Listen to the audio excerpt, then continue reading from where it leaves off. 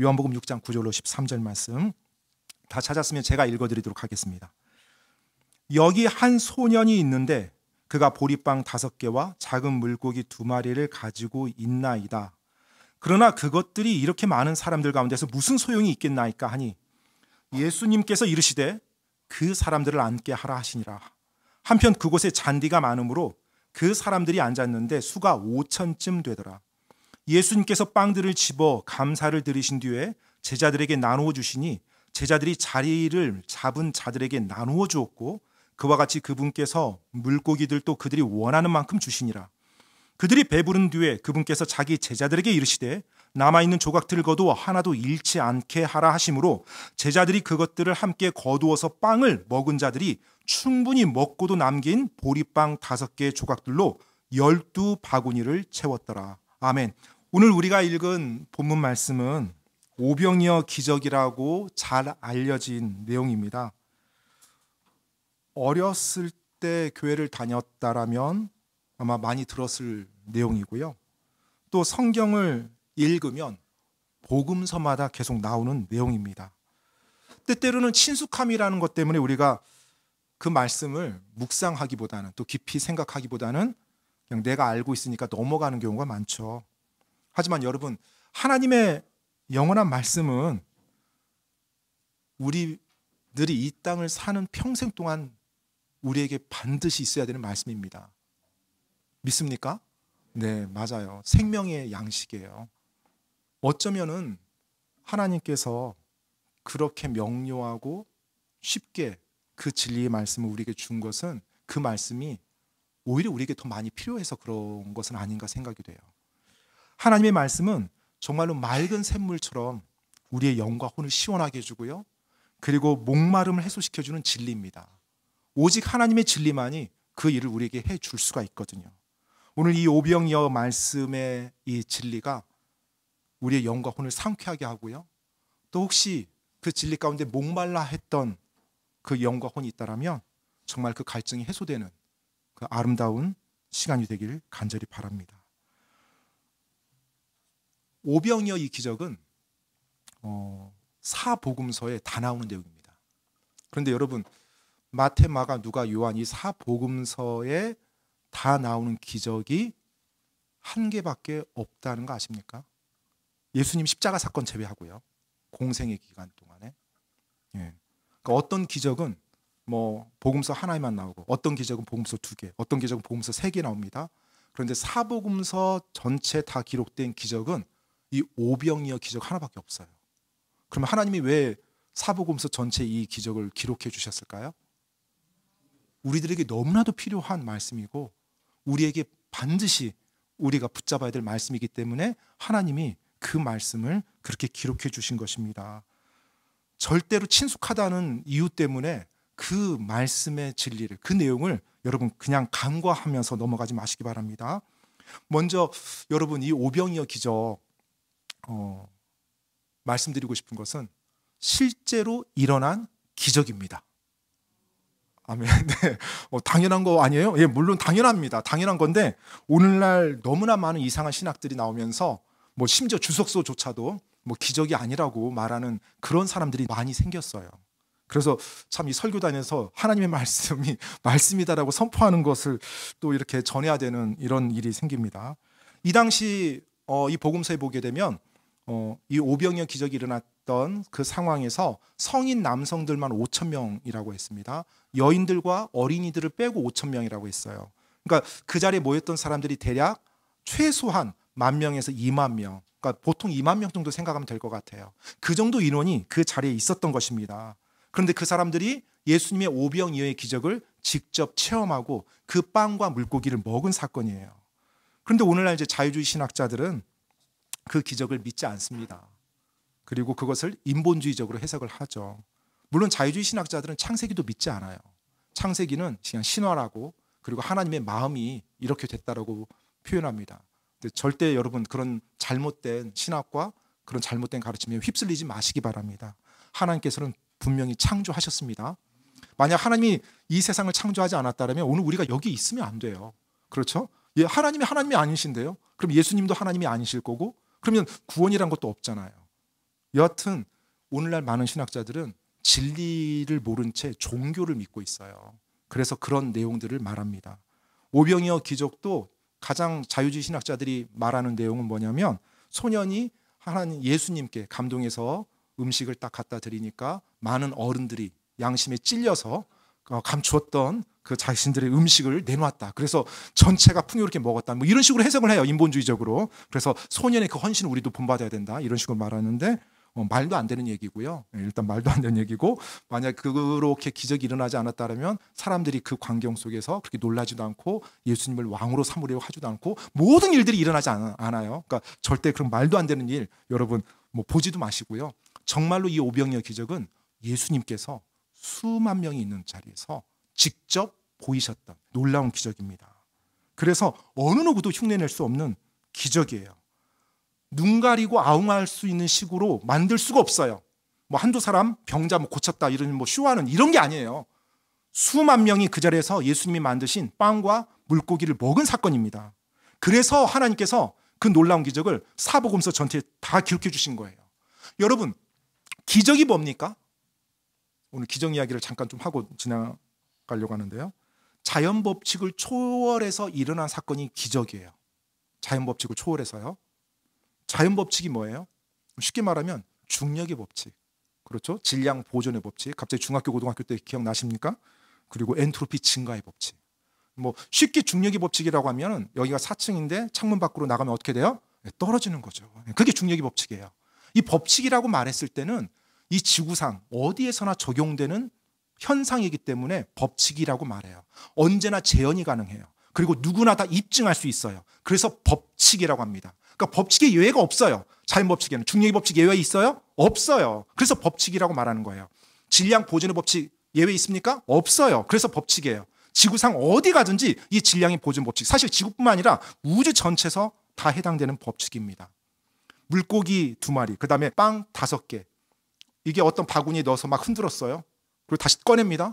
그럼 빵이 10개로 변해요? 안 변하죠. 물고기가 막 10마리 됩니까? 아니죠. 왜 그래요? 질량 보존의 법칙 때문에 그래요. 질량은 절대 변하지 않거든요. 이 세상에서 이 자연계의 물리 법칙을 거스를 수 있는 사람은 아무도 없습니다. 알겠죠? 아무도 없어요. 근데 그거 거스른다고 하면은 일단 이상한 사람이에요. 그런데 이 세상에서 자연계의 법칙을 거스를 수 있는 존재가 계세요. 바로 그분이 창조주이신 하나님이세요.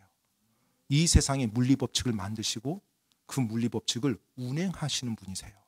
오직 그분만이 이 세상에 있는 자연법칙을 거스를 수 있는 권능과 힘을 가지신 분이에요.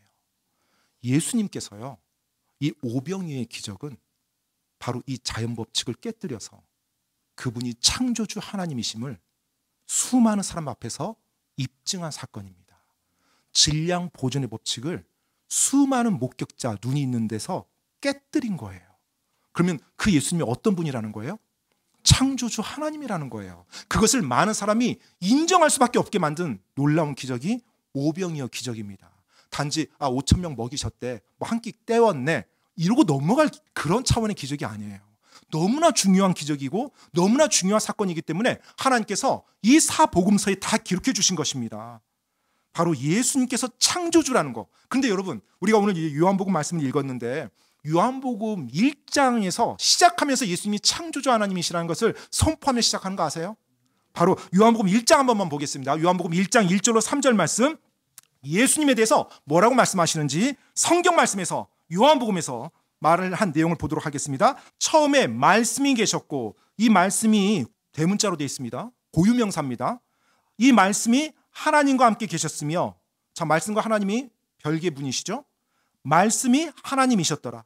2절, 바로 그분께서, 이제 말씀이죠. 말씀께서 처음에 하나님과 함께 계셨고, 3절, 모든 것이 그분에 의해, 말씀에 의해 만들어졌으며 만들어진 것 중에 그분 없이 만들어진 것은 하나도 없더라. 아멘. 바로 예수님께서 창조주라는 것을 말씀하고 있는 거예요. 그러면서 우리가 잘 알고 있는 요한복음 1장 14절 말씀, 말씀이 육신이 되어 우리 가운데 거하심에 우리가 그분의 영광을 보니 아버지의 독생하신 분의 영광이요 은혜와 진리가 충만하더라. 말씀이 육신이 되어 우리 가운데 거하셨다고 말합니다. 그분이 바로 예수님이세요. 그 예수님께서 수많은 사람들 앞에서 그분이 창조주 하나님이심을, 그분이 메시아이심을, 그분께서 이 땅에 오신 구원자이심을 입증하는 사건, 어느 누구도 반박할 수 없는 사건, 그것이 바로 오병이어 기적이었습니다. 예수님은 창조주시요 하나님이심을 입증한 사건이에요. 자, 이제 그 1절 말씀을 한번 보도록 하겠습니다. 요한복음 6장 1절로 4절까지 제가 읽어드리겠습니다. 이 일들 뒤에 예수님께서 갈릴리 바다 곧 디베랴 바다 건너편으로 가시매 큰 무리가 그분을 따라오니 이는 그분께서 병든 자들에게 행하신 그분의 기적들을 그들이 보았기 때문이더라. 예수님께서 산에 오르사 자기 제자들과 함께 거기 앉으셨는데 유대인들의 명절인 유월절이 가까이 왔더라. 자, 지금 요한복음에서 보니까 많은 무리들이 예수님을 따라왔다고 합니다. 근데 왜 따라왔어요? 바로 병든 자들에게 행하신 그분의 기적들을 그들이 보았대요. 그러니까 많은 무리들이 예수님이 행하신 기적을 본 거예요. 그래서 예수님을 쫓아온 겁니다. 이 당시 예수님께서 굉장히 많이 피곤하셨거든요. 제자들도 너무나 힘들었고요. 그래서 쉬게 하려고 했는데 거기까지 쫓아온 거예요. 외딴 곳까지. 자, 마가복음에서 이 동일한 내용이 기록된 부분을 보면 이때 예수님의 마음이 묘사가 되어 있어요. 사복음서에 이 내용이 다 나와 있다고 그랬죠. 그래서 오늘 살짝 몇 군데를 볼 겁니다. 마가복음 동일한 내용인데 요한복음 6장인데요. 마가복음도 6장에 기록되어 있어요. 기억하기 쉽죠? 마가복음도 6장입니다. 6장 34절 말씀 제가 읽어드리겠습니다. 예수님께서 나오셔서 많은 사람들을 보시고 그들이 목자 없는 양들 같으므로 그들을 불쌍히 여기는 마음을 가지사 많은 것을 그들에게 가르치기 시작하시더라. 자, 이제 예수님의 이 마음이 마가복음에 묘사되어 있어요. 많은 사람들이 나왔습니다. 예수님께. 그러니까 예수님이 그들을 어떻게 봤다고요? 목자 없는 양들 같이 불쌍히 여기는 마음을 가지셨대요. 그러니까 예수님이 그들이 불쌍했던 거예요. 목자 없는 양들처럼. 양은 목자가 없으면 죽습니다. 그래서 예수님께서 그들을 받아주시고 그 다음에 뭐라고 나와 있어요? 많은 것을 그들에게 가르치기 시작하시더라. 오병이어 기적 일어나기 전에 예수님께서 그 무리들에게 많은 것을 가르치는 일이 있었습니다. 그냥 모였으니까 밥 먹어야 되겠네. 짠! 하고 먹고 끝난 거 아니에요. 그 전에 이미 여러 시간 동안 그들에게 하나님의 말씀을 예수님께서 진리를 가르치는 시간이 있었어요. 여러분, 이 당시 유대 사회에는요, 성전도 있었어요. 회당도 있었습니다. 또 종교 시스템도 잘 갖춰져 있었어요. 그리고 성직자들도 있었어요. 뭐 대제사장, 제사장, 서기관, 또 율법사, 바리새인, 사두개인들 수많은 그런 종교인들도 있었어요. 그런데 많은 무리들이 진리를 알지 못한 채 목자 없는 양같이 방황했다는 것입니다. 종교 시스템은요, 절대 진리가 될 수가 없습니다. 그리고 종교 활동을 내가 열심히 한다고 그 진리 안에서 자유로울 수가 없어요. 정말로 진리를 내가 알아야 되거든요. 그래서 예수님께서는 그들을 불쌍히 여기시고 그들을 받아주시고 그들에게 많은 것을 가르쳤습니다. 그날이요, 그 시간에. 그러면 여러분들께 여쭙습니다. 예수님께서 그들에게 무엇을 가르쳤을까요? 그날 그들에게 많은 걸 가르쳤다고 했잖아요. 뭘 가르쳤을 것 같아요? 혹시 구약 성경의 난해 구절 펴면서 이게 왜 그런 줄 아냐고 하면서 그들에게 가르쳤을까요? 아니요, 절대 그렇지 않습니다. 상식적으로 한번 생각해 보세요. 예수님이 그들을 보고 어떻게 느꼈어요? 불쌍히 여겼어요. 왜 불쌍히 여겼어요? 목자가 없으니까. 그럼 예수님이 그들에게 뭘 가르쳐 줄까요? 선한 목자에 대해서 가르쳐 주겠죠. 그리고 예수님이 진리이심을 가르쳐 주겠죠. 사람이 진리가 없을 때 방황하거든요. 그래서 예수님께서 이들에게 가르쳤던 내용은 너무나 명백합니다. 그들에게 진리이신 예수님을 가르치시고 목자이신 바로 예수님을 가르쳐 주시고 예수님께서 하나님이시요 예수님께서 메시아라는 것, 그리고 장차 그분이 이 땅을 통치할, 이 세상 통치할 왕이시라는 것, 만왕의 왕이시라는 것. 그런데 여러분, 누가복음에 보면 이 사복음서에서 이제 누가복음의 그 오병이어 기적이 나오는데 보면 사실 그 내용도 잠깐 우리에게 말을 해줘요. 누가복음 9장 11절, 펴실 필요는 없는데 11절에 보면 예수님께서 그들에게 하나님의 왕국에 대해서 말씀했다는 내용이 정확히 나와 있어요. 그러니까 하나님의 왕국에 대해서 예수님이 그들에게 가르친 거예요. 왕국에 대해서 가르치니까 당연히 누가 언급돼야 돼요? 왕이 언급돼야죠. 그리고 왕국에 대해서 언급하니까 당연히 누가 언급돼야 돼요? 그 왕국의 백성들이 언급돼야죠. 바로 예수님께서는 그들에게 참 진리이신 메시아, 그리고 예수 그리스도, 그리고 만왕의 왕, 그리고 그분께서 이 땅에 오신 육신을 입으신 하나님이라는 것, 그 사실을 그들에게 그렇게 가르쳤던 거예요. 그리고 나서 이제 그들에게 기적을 보이십니다. 그런데 그렇게 가르치다 보니까 이제 시간이 많이 지났어요. 마가복음 6장 35절로 37절 말씀 제가 읽어드리겠습니다. 낮이 이제 거의 다 지났으므로 그분의 제자들이 그분께 와서 이르되 이곳은 외딴 곳이요 이제 때도 많이 지났으니 그들을 보내사 그들이 주변 지역과 마을들로 들어가 스스로 빵을 사게 하소서. 그들에게 먹을 것이 없나이다 하매 그분께서 제자들에게 응답하여 이르시되 너희가 그들에게 주어 먹게 하라 하시니 제자들이 그분께 이르되 우리가 가서 200데나리온어치의 빵을 사다가 그들에게 주어 먹게 하리까 하매. 자, 이제 낮이 거의 다 지났다고 합니다. 그러니까 제법 많은 시간을 예수님이 가르쳤던 것 같아요. 전 이 내용 보면서 몇 시간이나 가르치셨을까? 이게 궁금해졌어요. 그리고 몇 시간 동안 이 수많은 사람들이 말씀을 집중했다는 거잖아요.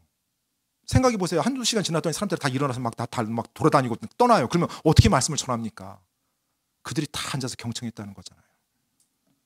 노트북도 없었고 스마트폰도 없었고 뭐 정신을 흐트릴 것들이 없었어요. 그대로 말씀만 들었던 그 시대. 참 복된 시대 같아요. 요즘 아무튼 스마트폰 이런 것 때문에 막 사람들이 집중력이 너무 많이 저하되는데 여하튼 간에 시간 가는 줄 모르고 예수님의 가르침을 들었어요.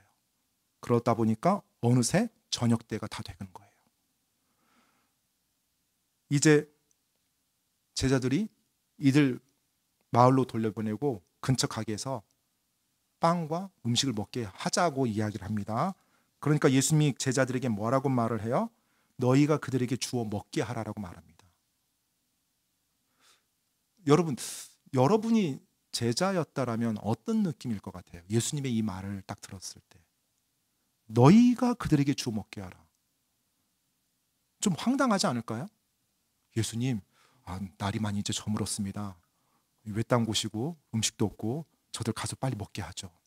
너희가 그들에게 주어 먹게 하라. 10,000명이 넘는 이 사람들을 어떻게 먹이라는 거야? 예수님, 200데나리온이 있어도 이들 못 먹입니다. 제대로 충분히. 이렇게 말을 해요. 자, 이제 요한복음으로 돌아와서 이제 그 내용을 보도록 하겠습니다. 오늘 본문 말씀이었던 요한복음 6장으로 다시 돌아와서 이제 요한복음 보면서 그 내용을 진행하겠습니다. 5절로 6절 말씀. 그때 예수님께서 눈을 들어 큰 무리가 자기에게 오는 것을 보시고 빌립에게 이르시되 우리가 어디서 빵을 사서 이들을 먹이겠느냐 하시니 그분께서 이렇게 말씀하신 것은 친히 행하실 것을 아셨으므로 그를 시험하려 하심이더라. 아멘. 자, 여기서 보니까 여러분, 예수님께서 제자들에게 그 질문을 했을 때 예수님은 이미 당신께서 어떻게 하실지를 알고 계셨어요. 계획하고 계셨어요. 친히 행하실 것을 아셨어요. 예수님께서는. 그러니까 예수님의 머릿속에서는 어떤 일이 이미 계획이 돼 있었어요? 그들을 먹이실 계획을 다 하신 거예요. 그런데 제자들을 시험하려고 물어본 거예요. 그럼 제자들이 뭘 시험했을까요? 예수님에 대한 믿음이죠. 불가능하게 보이는 현상, 상황이 일어났어요. 예수님을 그동안 따라다녔어요. 예수님의 기적을 보았어요. 그리고 예수님의 가르침을 들었어요. 그런 제자들이 지금 이 불가능하게 보이는 상황에서 어디에서 해결책을 찾을지, 그래서 그들에게 그 질문을 던진 거예요. 그런데 제자들이 어떻게 반응을 해요? 예수님이 안중에도 없어요. 그리고 인간적인 생각으로 말을 합니다. 저들 보내서 뭐 사 먹게 합시다. 아니면 200데나리온이 필요합니다. 우리에게 그런 돈이 어디 있습니까? 라는 대답을 해요. 사실 제자들은요, 이 시간 그들이 예수님이 하나님이라는 것을 확신했다라면 그 불가능하게 보이는 상황에서 예수님께 구했어야죠. 예수님, 말씀만 하시옵소서. 저희는 어떻게 해야 될지 모르겠사옵나이다. 말씀만 하시옵소서. 저희는 따르겠나이다 하고 예수님께로 왔어야죠. 그런데 자신들 눈앞에 창조주 하나님이 계시는데도 불구하고 그 창조주 하나님은 자기들 머릿속에 없는 거예요. 200데나리온이 필요하다는 이런 생각을 하고 말도 안 되는 해결책을 제시하는 겁니다. 근데 참고로 여러분, 200데나리온이 있다 한들 먹일 수 있어요? 못 먹이죠. 어떻게 10,000명, 20,000명을 먹입니까? 돈이 있어도. 여러분 이렇게 한번 말해볼까요? 여러분한테 3,000만 원 드릴 테니까 오늘 점심 식사 10,000명 거 준비하라고 하면 준비할 수 있겠어요? 아니죠. 이건 벌써 한 몇 주 전부터 어디 식당 예약하고 도시락집 예약해서 준비가 돼서 작전이 일어나야 되는 거지. 자, 지금 가서 돈 줄 테니까 사와. 어디서 사와요? 지금 같은 세상에서도. 그런데 외딴 곳에, 이 당시 2000년 전에 외딴 곳에서 10,000명, 20,000명분은 어디서 구합니까? 돈으로 지금 해결되는 문제가 아닌 거예요. 불가능한 일이에요. 그래서 예수님은 제자들이 예수님께 와서 예수님께 구하길 원했어요. 그런데 예수님은 그들의 안중에 생각도 없었습니다. 자, 이제 안드레가 또 옵니다. 안드레가 와요. 요한복음 6장 8절로 9절 말씀입니다. 그분의 제자들 중 하나이며 시몬 베드로의 형제인 안드레가 그분께 아뢰되 여기 한 소년이 있는데 그가 보리빵 5개와 작은 물고기 2마리를 가지고 있나이다. 그러나 그것들이 이렇게 많은 사람들 가운데서 무슨 소용이 있겠나이까 하니. 자, 이제 안드레가 한 소년의 먹을 것을 찾아서 예수님께 가져옵니다. 빌립보다는 훨씬 좀 고무적이에요. 그렇죠. 무언가를 그래도 실마리를 찾으려고 안드레가 노력을 했습니다. 자, 그런데 이제 보리빵 5개와 작은 물고기 2마리를 가지고 왔는데 제가 이 내용을 보면서 차라리 그다음 말은 안 했던 게 더 좋을 텐데 이런 생각이 들었어요. 무슨 말을 해요? 그러나 그것들이 이렇게 많은 사람들 가운데 무슨 소용이 있겠습니까? 안드레의 머릿속에도 예수님이 있어요, 없어요? 없어요. 지금 예수님의 해결책이라는 이 자체를 못하는 거예요. 생각 자체를. 그리고 여전히 인간적인 생각으로 한 겁니다. 이게 뭔 소용이 있겠습니까? 예수님 일단 있어서 가져오긴 했어요. 예수님에 대한 어떤 기대도 하지 않는 안드레의 모습을 보여주고 있어요. 지금 여러분, 제자들은요, 창조주만이 해결할 수 있는 일을 창조주 앞에서 창조주 없이 해결하려고 노력하고 있는 거예요. 얼마나 아이러니입니까? 예수님의 마음이 어땠을 것 같아요? 답답했겠죠. 그렇죠? 답답했을 거예요. 여러분, 이 오병이어의 기적은 지금 목자 잃은 양같이 방황하는 그 많은 무리에게도 필요했지만 사실은 예수님과 동거동락했던 이 제자들에게도 너무나 필요했던 거예요. 예수님이, 그들이 따르고 있는 예수님이 어떤 분인지 그들이 다시 한번 좀 상기할 필요가 있었던 것입니다. 그래서 예수님께서는 창조주로서 그분만이 하실 수 있는 놀라운 일을 하시는 겁니다. 바로 빵과 물고기를 친히 만들어 주심으로, 질량 보존의 법칙을 깨뜨림으로요. 요한복음 6장 10절로 11절 말씀 읽어드리겠습니다. 예수님께서 이르시되 그 사람들을 앉게 하라 하시니라. 한편 그곳에 잔디가 많으므로 그 사람들이 앉았는데 수가 5,000쯤 되더라. 예수님께서 빵들을 집어 감사를 드리신 뒤에 제자들에게 나누어 주시니 제자들이 자리를 잡은 자들에게 나누어 주었고 그와 같이 그분께서 물고기들도 그들이 원하는 만큼 주시니라. 자, 마가복음 6장에 보면 이 내용이 기록되었는데요. 거기에 보면 100명씩 50명씩 이렇게 때를 지어서 앉겠다고 나와 있습니다. 그래서 그들이 때를 지어서 조직을 정해서 앉은 다음에 예수님께서 기적을 베풀어서 빵과 물고기를 나눠줘요. 우리 하나님은 참고로 여러분 질서의 하나님이십니다. 혼동의 하나님이 아니세요. 다 50명, 100명씩 다 가지런하게 앉히고 그리고 그분의 일을 하십니다. 주님의 몸된 교회도 마땅히 그러해야 돼요. 질서가 있어야 되고요. 품위가 있어야 됩니다. 하나님의 사람들이요. 알겠죠? 자, 이제 10,000명, 20,000명 정도 되는 그 사람들이 그 기적을 체험합니다. 요한복음 6장 12절로 14절 말씀. 그들이 배부른 뒤에 그분께서 자기 제자들에게 이르시되 남아있는 조각들을 거두어 하나도 잃지 않게 하라 하심으로 제자들이 그것들을 함께 거두어서 빵을 먹은 자들이 충분히 먹고도 남긴 보리빵 5개 조각들로 12바구니를 채웠더라. 그때 그 사람들이 예수님께서 행하신 그 기적을 보고 이르되 이분은 진실로 세상에 오실 그 대언자시로다 하더라. 아멘. 자, 이제 충분히 먹고 남은 빵 조각들로만 12바구니가 채워졌다고 합니다. 근데 사람들이 지금 모였던 이 유대인들이요, 예수님이 그 행하신 기적을 보고 뭐라고 말을 해요? 진실로 이분은 세상에 오실 그 대언자시도다라고 말을 해요. 그럼 지금 이들이 어떤 말을 하고 있는 거예요? 앞에서 말씀드렸던 것처럼 이 유대인들은요, 어렸을 때부터 모세오경 토라를 배웁니다. 그러니까 글자를 익히는 순간부터 이 하나님의 말씀을 접해요. 그러니까 이들에게 뭐가 익숙할까요? 모세오경이 이들에게 너무 익숙해요. 근데 모세오경에서 신명기에 보면 하나님께서 모세를 통해서 장차 이 땅에 오실 메시아에 대한 예언을 해줍니다. 그 내용 제가 한번 읽어드리겠습니다. 그냥 들어만 보세요. 신명기 18장 15절 내용인데요. 주 내 하나님께서 내 한가운데서 곧 내 형제들 중에서 나와 같은 대언자 하나를 너를 위해 일으키시리니 너희는 그의 말에 귀를 기울일지니라. 주 하나님께서 내 형제들 가운데, 즉 유대인의 혈통에서 나와 같은 대언자, 지금 모세가 고백하는 겁니다. 나와 같은 대언자인데 이 대언자 프라핏이 대문자로 돼 있어요. 그러니까 일반 보통 명사 대언자가 아니라 고유명사 대언자입니다. 메시아가 온다는 거예요. 그것을 모세가 선포한 겁니다. 예언한 거예요. 그래서 너희는 그가 왔을 때 그의 말을 들을지어다라고 말한 거예요. 지금 유대인들이요, 이곳에 모였던 사람들이 그 대언자 언급하는 거예요. 이분은 진실로 그 모세가 말했던 신명기에 나온 세상에 오실 그 대언자시로다 라고 말한 거예요. 무엇을 통해서요? 그 오병이어의 놀라운 기적을 통해서요. 오병이어의 기적을 이 사람들은 직접 경험했죠. 왜요? 그 기적적으로 만든 빵을 먹었거든요. 그 물고기를 먹었어요. 환상을 본 게 아닙니다. 착시현상 일으킨 게 아니에요. 직접 그들이 먹고 심지어 배까지 불렀다고 했어요. 절대 어느 누구도 속이지 못해요. 자기가 직접 경험했거든요. 바로 그 일을 통해서 예수님께서는 그분이 메시아이심을, 그분이 창조주 하나님이심을, 그분이 우리의 구원자이심을 우리에게 입증하신 겁니다. 오병의 기적의 가장 중요한 것은 예수님이 메시아 되심이에요. 한 소년이 주인공이 아닙니다. 예수님이 주인공이세요. 그리고 그분이 드러나는 사건이에요. 그런데 예수님께서 기적을 행하실 때 제자들이 그 빵과 물고기를 어떻게 했다고 그래요? 나누어 줬대요.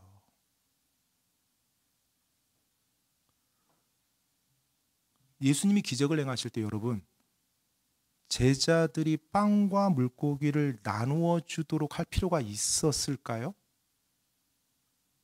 이제 한번 생각해 보세요, 여러분. 논리적으로요. 예수님이 기적을 행하는데 빵을 들고 감사를 드리셨을 때 그곳에 모인 수많은 사람들의 손 앞에 빵과 물고기가 있게 해줄 수 있을까요, 없을까요? 그렇게 해도 상관없죠. 그 기적은 너무 고난이도 기적인가요? 그래서 예수님이 혼자서 빵을 만들고 제자들에게 뿌려줘야 됐나요? 아니죠. 예수님께서는 그 모인 사람들 앞에 빵과 물고기 바로 만들어줄 수 있었어요. 그분 앞에 어떤 기적인들 먼 대수예요. 그런데 예수님이 기적을 어떻게 행하셨어요? 직접 자신이 만드셨어요. 그리고 그 빵을 제자들에게 나눠줬어요. 제자들이 그 빵을 가지고 누구에게 가요? 무리들에게 가요. 50명, 100명씩 앉아있는 무리에게 가서 나눠줍니다. 근데 그 제자들이 어떤 제자들이었어요? 방금 전에 200데나리온이 필요합니다. 저들 가서 보냅시다. 여기 꼬마애가 있는데 이거 가지고 어림도 없을 건데 뭐 소용이 있겠습니까? 이런 말 했던 제자들이에요. 제가 이 말씀을 보면서 제가 예수님이었으면 니네 앉아있어. 니네 이제 더 이상 말하지 마. 앉아있어. 니네도 한번 봐. 그리고 나서 하나님께 기도하고 짠 나눠줬을 것 같은데 그 제자들을 다시 딱 불러와서 나눠주도록 합니다. 여러분, 이 제자들이 그 10,000명, 20,000명 사람들에게 빵과 물고기를 나누어 줬을 때 기분이 어땠을 것 같아요? 일단은 굉장히 신났을 것 같아요. 저는. 여러분 그런 경험 해본 적 있어요 혹시? 누군가에게 가서 막 뭔가 먹을 거 나눠주는 적? 자기 것이 아님에도 불구하고 자기가 나눠주는데도 기분이 좋아져요. 여러분 한 1, 2만 명이 있는데 사람들이 굶주렸을 거 아니에요. 그 빵을 받으면서 얼마나 기뻤을까요? 근데 그걸 누가 나눠줘요? 제자들이요. 예수님께서 왜 제자들을 사용하셨을까? 예수님께 해결책을 찾지 않았던 그 제자들을, 바로 예수님은 이 기적을 통해서도요 그 제자들을 세워주고 싶었던 거예요. 그리고 그 일에 그들이 함께 어우러짐으로, 함께 섬김으로 그들과 더 깊은 관계를 가지고 싶었던 거예요. 그리고 그들의 부족함에도 불구하고 여전히 너희는 내 제자들이야 라는 걸 세워줬어요. 그 제자들이 그 기적을 경험하고 나서, 그들이 나눠주는 그 일이 끝나고 나서 어땠을 것 같아요?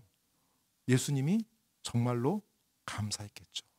그리고 나의 주님이, 나의 예수님이 진짜 창조주 하나님이시구나, 그 감동이 있었을 것 같아요. 그리고 그들도 그 빵을 마지막에 먹었겠죠. 예수님은 그 기적을 행하시는 가운데서도 하나하나를 이렇게 배려하고 그들을 세워주는 그런 모습을 제가 말씀을 묵상하면서 느껴졌어요. 얼마나 좋은 예수님이에요. 그 예수님이 여러분과 제가 섬기고 있는 그 주님입니다. 그리고 여러분, 또 한 가지, 예수님께서 기적을 베푸실 때요, 소년의 빵과 물고기가 필요했을까요? 우리는 항상 소년이 헌신해서 그 빵과 물고기를 가지고 예수님이 이제 기적을 행하셨다고 말을 합니다. 대충 그런 식으로 많이 듣죠. 맞아요. 빵과 물고기를 이용했어요. 그런데 여러분, 빵과 물고기가 없었으면 예수님 기적 행하지 못했어요? 아니죠. 저는요, 오히려 빵과 물고기가 딱 예수님 앞에 왔을 때 그 음식이 누구를 위한 음식이었어요? 소년이었어요. 그럼 음식량이 충분했을까요? 한 사람이 먹기에? 충분하지 못했죠. 그리고 보리빵이에요. 보리빵. 참고로 보리빵은 그 당시 가난한 사람들이 먹었던 빵입니다. 좀 넉넉한 사람들은 밀빵을 먹었다고 해요. 이 당시 유대인들도 밀빵. 그러니까 보리빵은 뭐예요? 이 가난한 아이예요. 그리고 작은 물고기 말린 거 2개 정도. 이거 가지고 무슨 음식이 되겠어요? 예수님께서 기적을 행하신다고 하면, 야, 이거 가지고 충분치 않아, 딱 하고 밀빵 만들어 줄게, 그리고 소고기 패티 만들어 줄게, 딱 하면서, 어차피 기적 행하실 건데 예수님께 무슨 어려움이 있겠어요, 그렇죠? 그런데 이거 가지고 와서, 근데 예수님은 그것을 그대로 받으세요. 그날 메뉴는 뭘로 결정됐어요? 그 소년의 도시락으로 결정됐어요. 보리빵과 작은 물고기 2마리. 그 소년의 드림의 손길을 예수님은 물리치지 않았어요. 그 소년으로 말미암아서 기적이 이루어진 것이 아니라 예수님이 기적을 행하시는데 그 소년의 드림을 사용한 거예요. 참고로 안드레가 그 소년에게 빼앗아 왔을까요? 이리 줘! 하고 안드레가 예수님 여기 있습니다! 하고 하니까 소년이 막 따라오면서 그거 내 거예요, 내 거예요! 하고 이러지 않았죠. 소년이 자원해서 빵과 물고기를 드렸어요. 예수님이 그 소년의 마음을 헤아렸을 때 얼마나 사랑스러웠을까요? 그리고 그날 그 소년이 드렸던 빵과 물고기를 가지고 예수님이 기적을 베푸세요.